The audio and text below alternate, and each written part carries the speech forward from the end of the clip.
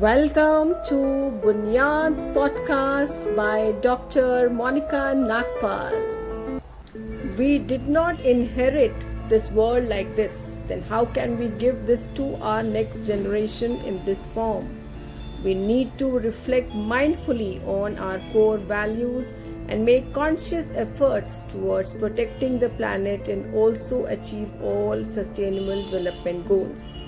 With BUNIYAAD, I, Monica Nagpal, will bring to fore sustainability champions who are striving to bring back harmony with the nature and also dignity of each life. Namaskar, dosto. Once again, we are here with another episode of BUNIYAAD, laying the foundation of sustainable living. And today we have Meha with us, who is going to give an absolutely different perspective for sustainable development goals. Welcome, Meha. Thank you so much, Dr. Monica. Thank you for having me here this afternoon. Yeah. So Meha is a global academician professional, and that is what we are going to touch today upon about how we are going to have a sustainable education. What is that we are able to give to the students to bring about the awareness regarding the sustainable development goals. So I will now request Meha to first introduce herself. Okay, my name is Dr. Meha Kohli Mishra, and I am basically an academician by profession. And sustainability is something that I picked up, and I found that it was something that had a lot of scope and potential. I have taught a lot of students in the United States and in India and in different kinds of institutions. So I like to call myself an academician. And I think that's the perspective that I'll bring today, is an academician's perspective on how sustainability should be taught, or how sustainability matters to students. Absolutely wonderful. So we know that because as I have been telling so many times in other talks also, that why I have taken up this one of the talks here about BUNIYAAD is because when I started to ask in my family itself, the youth in my family, when I just spoke to them about sustainable development goals, what is SDG, I asked one day, and none of them had any answers. But when I told them what is climate change, then they knew, okay, yeah, climate change we know. So sustainable development goals is not only climate change. That is what we have to understand. There are 17 SDGs, and each of them are very correlated, and each of them is also very important independently. So Right. I will ask Meha now that how this sustainable got into her life. Like, when did she think of sustainability? Um, so it's really by luck and chance. So in my PhD, I have a PhD in accounting. I had in my dissertation, I did a study on disclosures that different companies make. So accounting disclosures are very important for companies. They have to tell the investors and the stakeholders about what they are doing with the money that the company has. So those are disclosures. So I studied the accounting disclosures, and I wanted to talk specifically about the disclosures that Indian companies are making. So that was my dissertation. So last year, I still wanted to do more about disclosures. So I started reading about what Indian companies are, what other disclosures Indian companies are making. And I realized that there is a huge movement on what Indian companies are doing as far as sustainability is concerned, and how sustainability is being reported by at least the top 1,000 companies in India. So that was where I stumbled upon sustainability reporting first. And that's when I started reading more about it, and I started understanding the value of it, and the fact that other countries were already doing it and we were a tad bit behind our schedule. So then I did pursued an entire course on it, in which I got to understand the different aspects of sustainability. So not just sustainability as far as reporting is concerned, but the other broader aspects also. So that's where I started my journey sometime about 8, 9 months ago. Wow. This is so interesting, I must say, because a person who is doing a dissertation in accounting and now she is a sustainable educator, because I'm going to share a different tagline for her. Instead of becoming a global academician, I'm calling her sustainability educator, because that is what she has become now. Because instead of sharing accounts and sharing those reports, she's now talking about sustainability, and she's also teaching people about how they can have different kinds of sustainability in their own lives, and what is the importance and all of it. Yes. So Yes. yeah, Meha, now let us know from your own perspective that what is the field that you are impacting in sustainability. So at this time, since I'm basically working closer to home in the sense that I am an educator and I want to educate students about what sustainability is. So since there is so much conversation regarding sustainability all around us, it is very easy for students to just look at a narrow aspect of it. Yes, So yes. if you talk to them about SDGs, they know only about SDGs. If somebody says circular economy, so now they are Hmm. only thinking circular economy. And then the big word, the big buzzword, which all students will hear at some point or the other is climate change. Hmm. So now then they are stuck on climate change. But Hmm. then besides just SDGs and climate change and circular economy, there are other aspects that are very integral components of sustainability. So I right now I'm trying to focus on talking to students and gathering the gaps and filling in those gaps. Hmm. So for instance, since I am basically a reporting person who is looking for what companies are reporting, I I ended up looking at sustainability reporting. So a big Yeah. part of sustainability reporting is the ESG reporting. Hmm. So then I realized that students are really focusing just on the environment part of the ESG reporting, and they don't know much about the social sustainability and the governance or Hmm. the economic sustainability. So that is something which, again, I think I am trying to make people and students mostly aware of that aspect of sustainability, that they should not focus on those narrow portions and maybe expand their understanding of sustainability. Yeah, so since you're doing all of this, please let us also know about little more about the ESG that you're talking about, and what are different components, I must say, of sustainability that you are really bringing to the table to the students, so that we are also a little more aware. Because for us, again, coming to climate change, and if I can enumerate those 17 ones, but to how we are going to really go all out. For example, if there is a company who has its CSS activities in sustainability field also, then what all goes into it? Because any student who is learning may be also employed into one of those companies to take care of the sustainability aspect of that company. So how and what value can a student create there when he is employed by such companies? Please throw some light on that. Okay, so I think I'm going to take a step back first, Mhm. and then I'm going to. So, what you touched upon is how a student can contribute to a company's progress by knowing about sustainability. Hmm. I'm going to step back from there. I'm going to first talk about what the students need to know about sustainability before they start applying for jobs or before they start venturing into entrepreneurship ideas that hit the sustainability targets. Okay, Yeah. when we talk about students, they don't really have an understanding of the 17 goals itself. Hmm. Okay, they just know that there is something to do with water, there is something to do with land, and they don't understand how those all those sustainability goals actually tie together. Absolutely, Okay. absolutely. So if there is a conversation about environment, they know that there is one of the goals in the SDGs is climate change.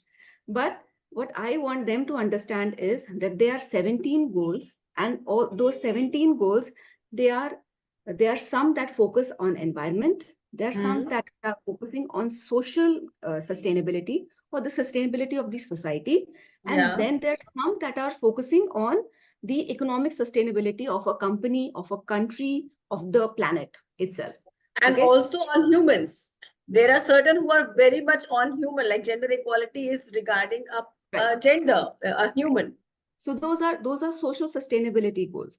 So the environment sustainability, they are fiercely aware of. But when we are talking about gender equality, when we are talking about equality of pay, when we are talking about development of societies and communities, those are focusing, they have nothing to do per se with environment, but everything to do with development of people.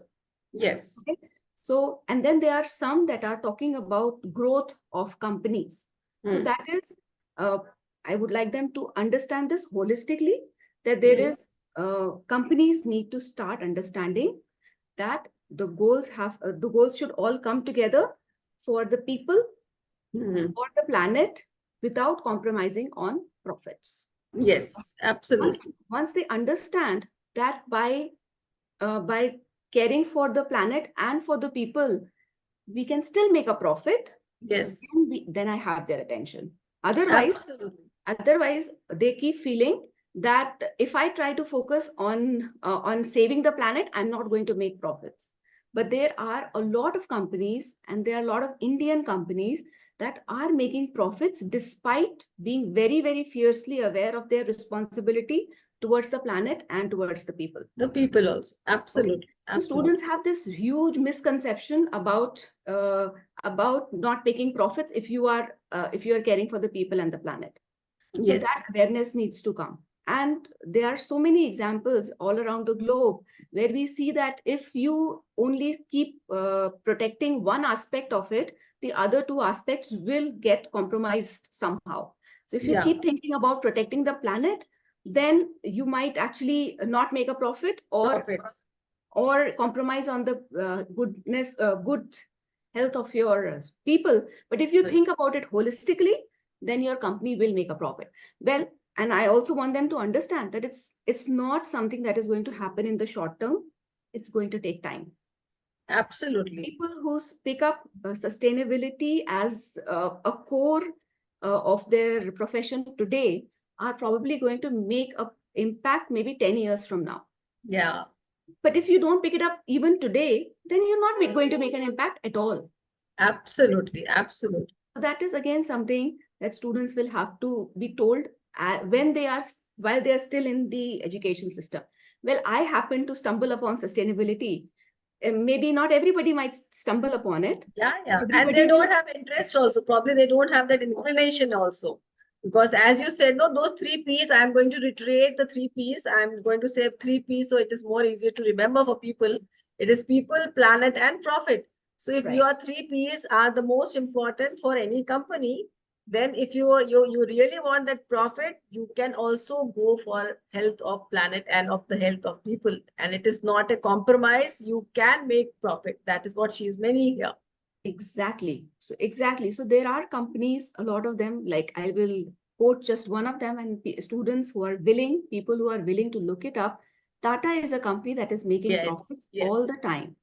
And they are also, at this time, they are a beacon of hope for people, companies that want to be sustainable.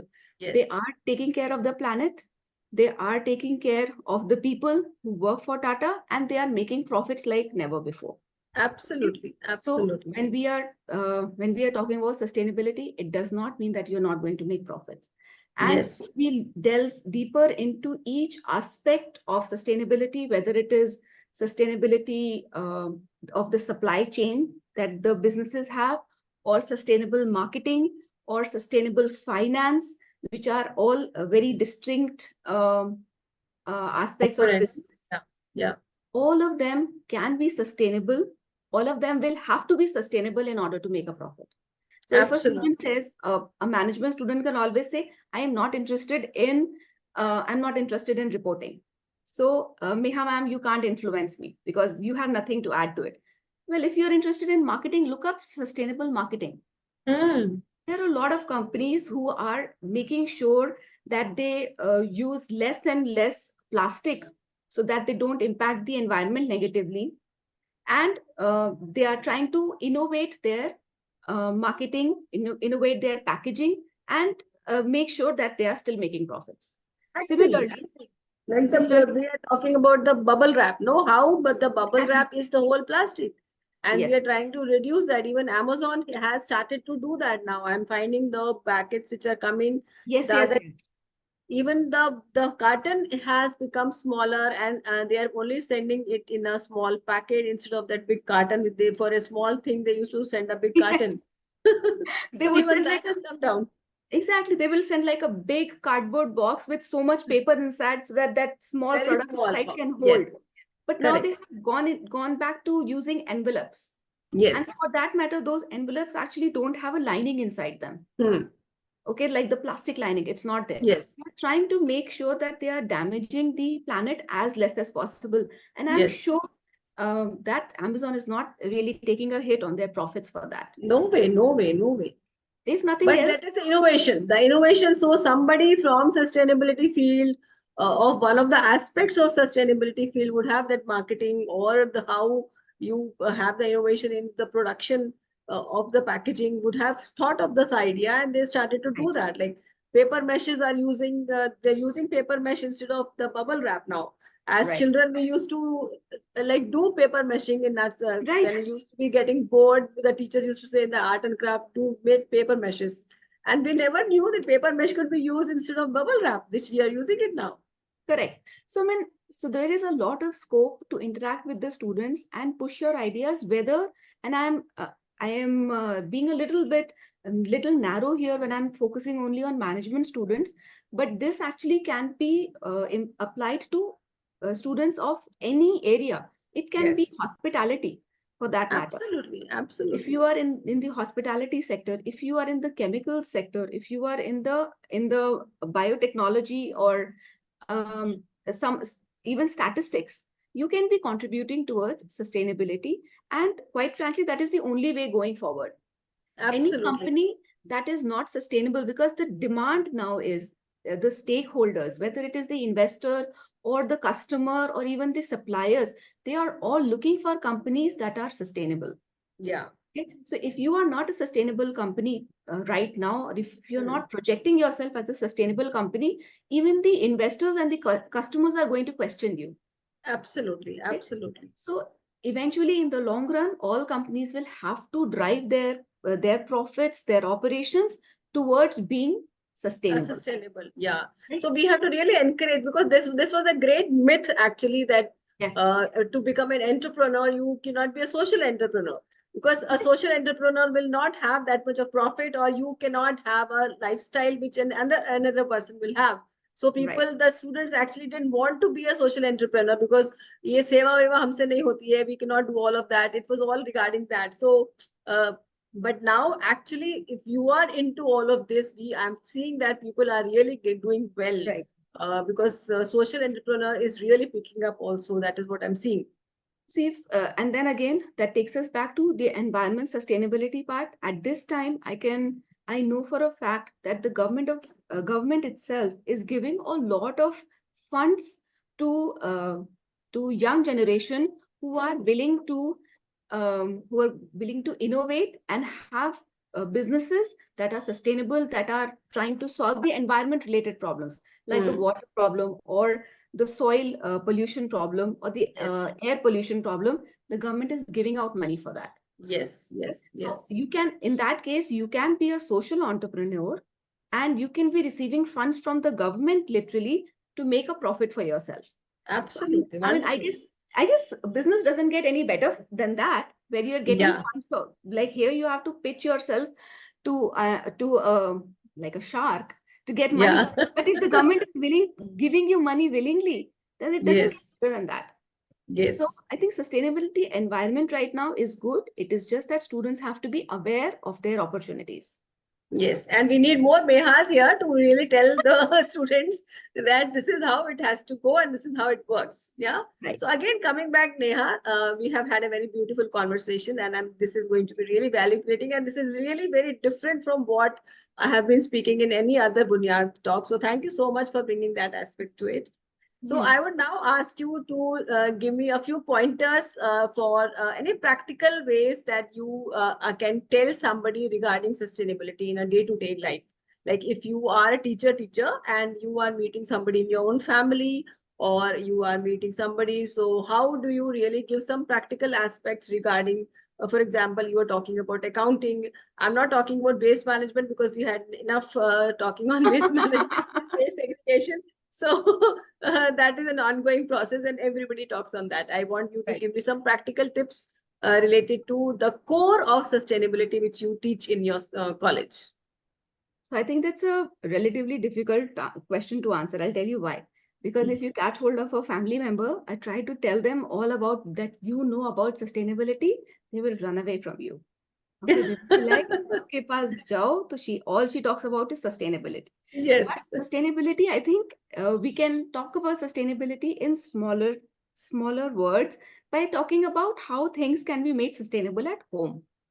Because, and then how we can talk about sustainability to our children.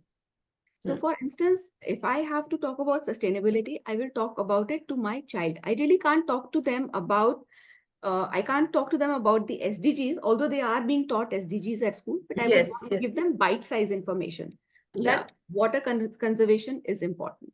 Or I will say, well, life under water is also valuable. So I will, if I have to talk to that genre of children, give them small activities, give them small skits which they can prepare and discuss about a particular SDG. So I know that there are schools who are willing to actually pick up that for children who are in, say, class up to class 8. Yes, They're already yes. doing that. For Right. people who are older, I think it's a good idea to hold some kind of workshops, and more so at in societies or in residential areas where you can have people come in and maybe listen for not maybe 3 hours, but maybe a half an hour to an hour conversation. And Okay. also a lot of activities we can give them, unless we show them, they will not understand because just Right. theory will never work. Right. So if I have to talk about very bite-sized information, I will talk to somebody about how we can discontinue the use of plastic in our kitchen. So I don't want you to just go and change your entire kitchen, but I can say, well, next time you want to buy something for your kitchen, why not go back to what my our nani and dadi were doing? Yeah. Have glass, have steel, have metal instead of having plastic. So I think that is something that we can do. Again, at a larger level, at an organizational level, workshops, online workshops are a great way to create awareness. Yeah. But again, it's much easier to catch hold of students when they are younger instead of holding them when they are older. Absolutely, absolutely. Okay. Thank you so much, Meha. This was really wonderful, and I'm sure your students are taking so much value when you are teaching them. So I just want you to give a small message to our audience regarding the core of sustainability and what is the scope of sustainability. So just a message to the audience. I think when we are talking about sustainability, always keep in mind, it always starts with you. Okay. It will always start with you. And that's the only thing I can say. Starts with you. Don't have to think about the larger targets. You don't have to talk about SDGs. Just think about how you are conducting yourself. And that should suffice. Wonderful. That is what we also say, that it is about sustainable behavior. No, we are not talking about sustainable as if I'm going to save water today, somebody told me and I remembered, and today I just had a very stingingly, I took my bath, but next day, tomorrow again, everything went off. So I have to be very sustainable in my behavior. If I'm sustainable in my behavior, then I'm able to really contribute in a big way to the SDGs towards 2030. Yeah, so thank you so much, Meha. It was really wonderful having you on the show, very insightful. And I'm sure everybody would have really enjoyed the show whenever they will listen to this. And I'm requesting anybody who is out there and who really are into sustainability and would like to share something here, you can be the next guest on my show. You can just ping me and I will contact you. Thank you so much, Meha. It was really wonderful. Thank you so much, Dr. Monica. Thank you so much. Namaste. Namaste.